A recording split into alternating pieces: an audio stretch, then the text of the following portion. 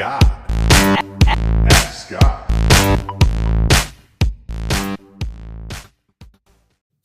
Hi, Scott. How are you? My name is Teresa, and I am from Canada. I love your podcast. Thank you so much for all the great content you put out. You're the very first podcast that I search for when I go back to work. I drive a haul truck in the oil sands up in Alberta.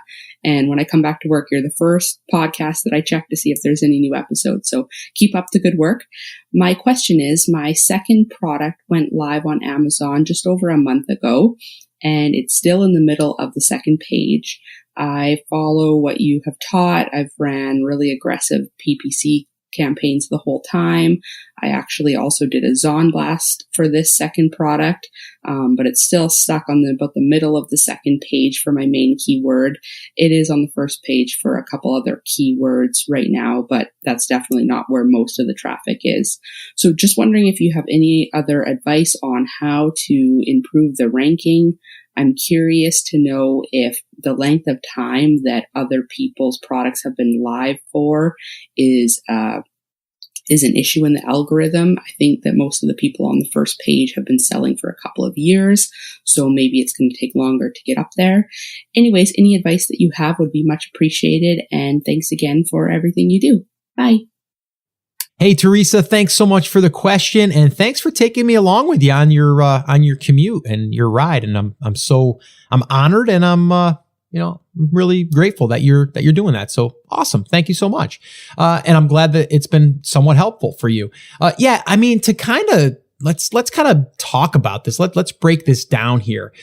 From what you're telling me, you've done pretty much everything, pretty much that a lot of people have done, including myself, as far as trying to get ranked for a certain keyword. And I'm assuming when you did your blast or you did any type of promotion, you probably used a URL with a keyword in it to help you. And if you haven't, I would probably try that, but I'm sure you have if you're going after that one keyword. But I got to go back to the last question that I just answered from Mike. And I know that we want to rank for these golden keywords, right? But work on them. But don't focus all your energy on them. I think you can still do really, really well as long as you have a product that's kind of well-rounded in a sense, where you have all these other miscellaneous keywords, which most products do. I would focus there, and I would let the other stuff kind of happen, because it doesn't happen overnight. It will take time. I think what you said though about, some of the other sellers have been selling for over 2 years. I do believe that makes a difference. And I've said that all along. That's why a lot of people were like, Scott, why do you go after getting seller feedback? Amazon kind of does that for you. Why don't you just focus on the reviews?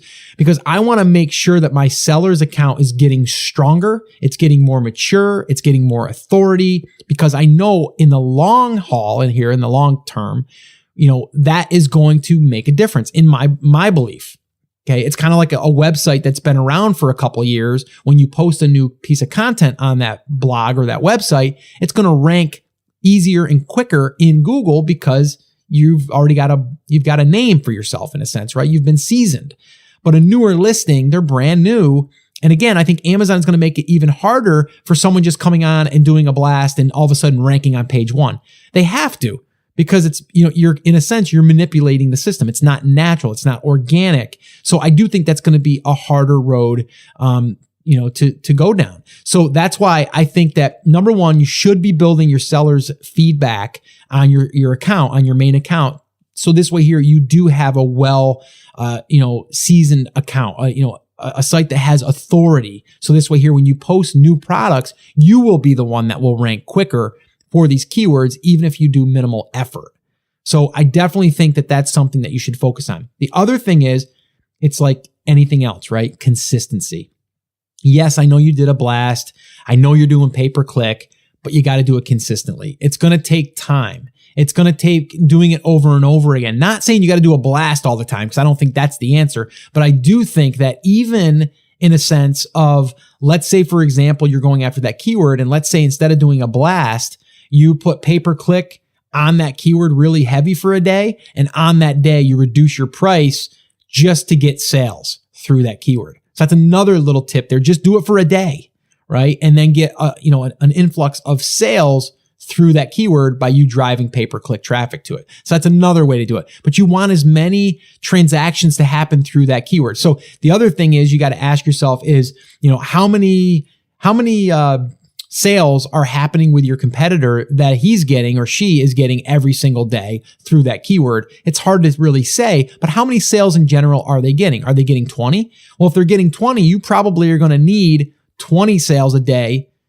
to outrank them or more, right? So you have to find a way to be able to do that on a consistent basis. So this way here, you can push yourself to page one. And that these are just, again, these are my thoughts. This is what I'm thinking. If this was happening to me, or if someone I was sitting down and we were talking about, this is what I would be thinking. You're kind of like brainstorming, in a sense, as far as like what would be the things that we should do, right? And the first thing is yes, you want to rank for that keyword, but there's a lot of other keywords I'm sure that can drive a lot of traffic. So that's what I would focus on. If you guys want to submit a question, head over to theamazingseller.com/ask, and you can do that. I want to also, again, remind you guys, if you're brand new and this is your first time to the show, I want to welcome you. I love hanging out with you guys. This is just awesome to be able to virtually connect like this. And that's why I love the Ask Scott sessions. But if you are brand new and you're just getting your feet wet and you don't understand the entire process, the entire business model, I would recommend attending one of my live free workshops. This is where I break it down for you in 5 phases: how to pick a market and a product, how to source it, how to do a pre-launch, how to do a launch, how to promote the product, and everything in between. We go over that on a workshop, and we go through every single thing. We also do live Q&A. So if you want to attend one of them, I would love to invite you to the next one, and you can register for the next one by heading over to theamazingseller.com/workshop, and you can register there for an upcoming workshop.